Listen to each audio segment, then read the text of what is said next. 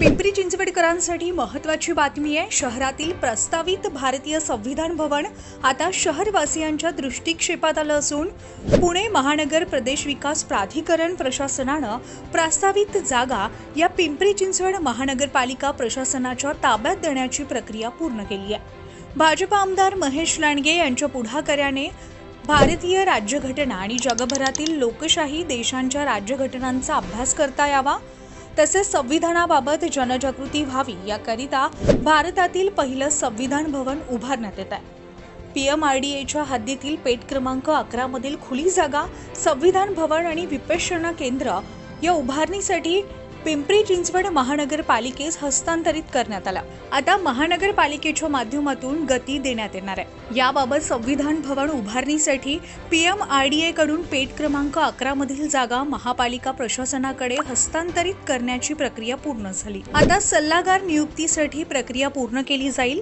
त्यानुसार प्रकल्प अहवाल तयार करण्यात येईल। त्यानंतर निविदा प्रक्रिया आणि प्रत्यक्ष कामाला सुरुवात होईल। भारतरत्न डॉक्टर बाबासाहेब आंबेडकर यांनी साकारलेली भारतीय राज्यघटना अर्थात संविधान यासह जगभरातील लोकशाही देशांच्या राज्यघटनांचा अभ्यास करण्यासाठी आणि भारतीय संविधानाचा प्रचार प्रसार आणि जागृती करण्यासाठी भारतातील पहिलं संविधान भवन हे ज्ञान मंदिर पिंपरी चिंचवडमध्ये साकारत आहे।